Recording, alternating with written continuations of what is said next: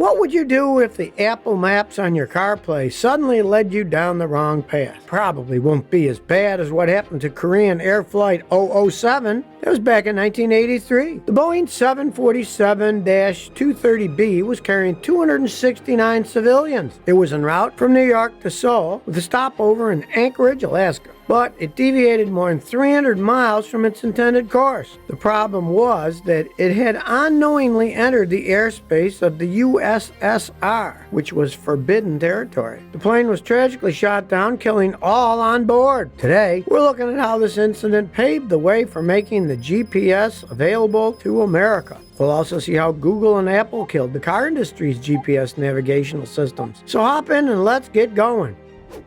After this tragic incident, the governments of several leading countries began thinking about creating a more reliable and accurate navigation system. That same year, President Ronald Reagan issued an executive order making GPS available not only to the American Armed Forces, but also for civilians. In the 1990s, the U.S. government degraded GPS quality through a program called Selective Availability. But in 2000, President Clinton signed a law that discontinued the program. And that's the short story of how the general American public is able to use GPS on their smartphones and car navigators on a daily basis.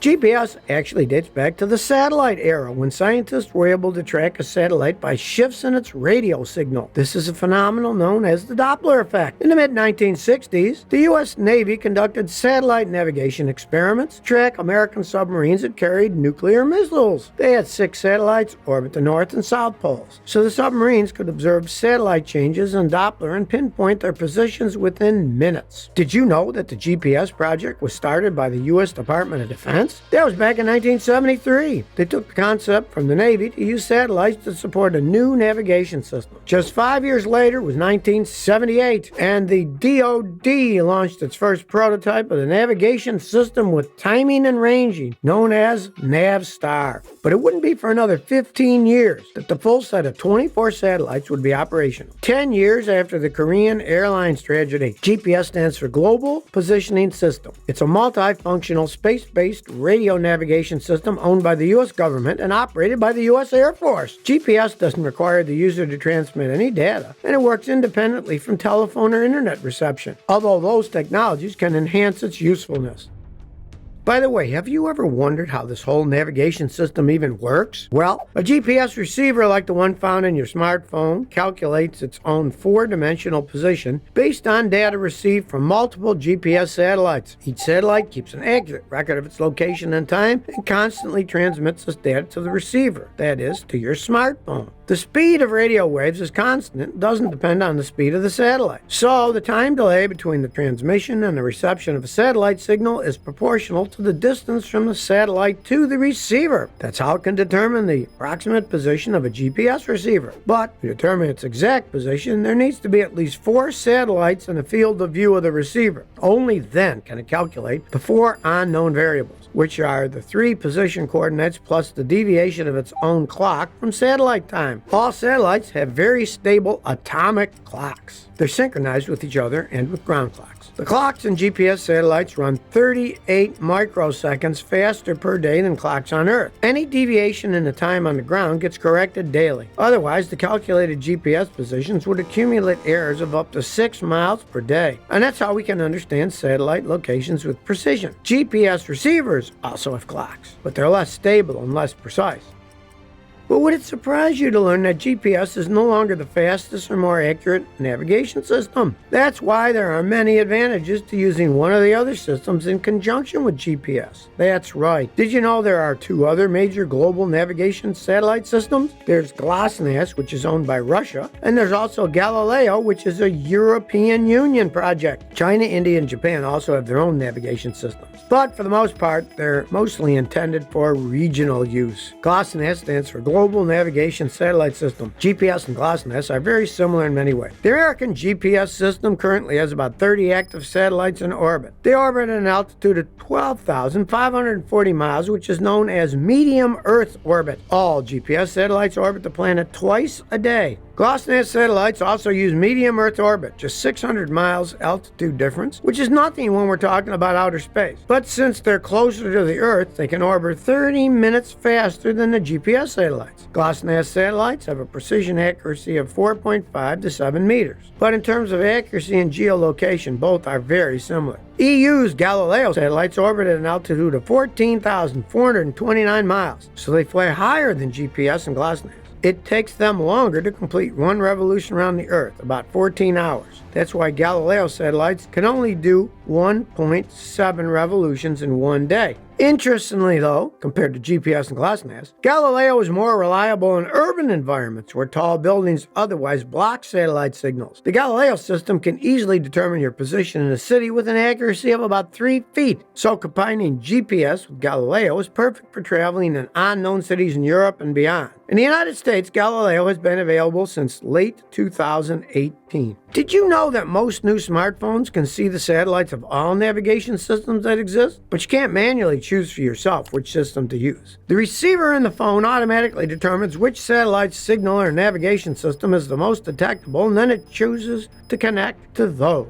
So, for example, if you only use GPS, your device can only choose between 30 different satellites to determine your signal. But if your smartphone uses GPS in combination with GLONASS or Galileo, the number of visible satellites can reach up to 60. It's the symbiosis that ensures that your smartphone can determine your exact location quickly and with more precision than a conventional navigator can.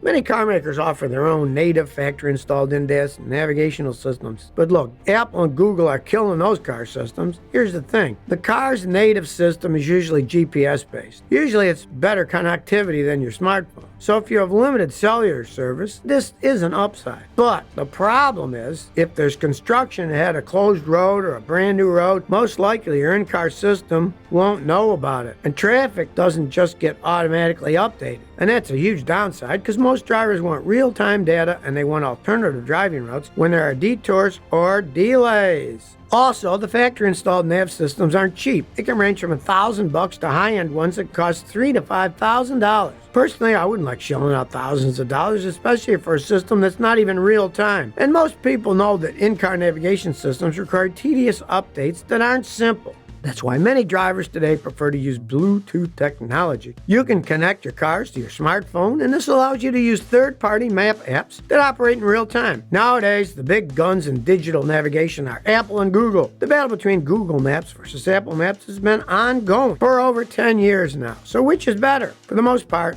they're both functionally good. It's almost like comparing Coke to Pepsi, but there are some differences. For starters, Google Maps is much more versatile and accessible. Anyone with a smartphone, whether an iPhone, Android, or Windows OS can use it. If you have a Google account, you can automatically sync all your data, like trip history and favorite locations. Apple Maps, on the other hand, is limited to just people with Apple products like an iPhone, iPad, or Mac. If you have an Android, you're out of luck. It's a walled garden. This might explain why Google Maps has more users today. But other than user base, you should look at features and services of each. As far as interface, Apple Maps is the minimalist. It's cleaner, less cluttered. It's easier on your eyes and less distracting. But that said, Google Maps offers more information and much faster when you zoom in. Google simply offers more data. As for navigation, for the most part, both will usually get you where you need to go. Both update in real time and follow your progress while you're driving. This means you know your travel time, journey distance, estimated time of arrival, and so forth. If you take a wrong turn, they'll reroute you to get back on track. They'll also give you current conditions like traffic and road closures. And both will give you the option of alternate routes if your current route is congested.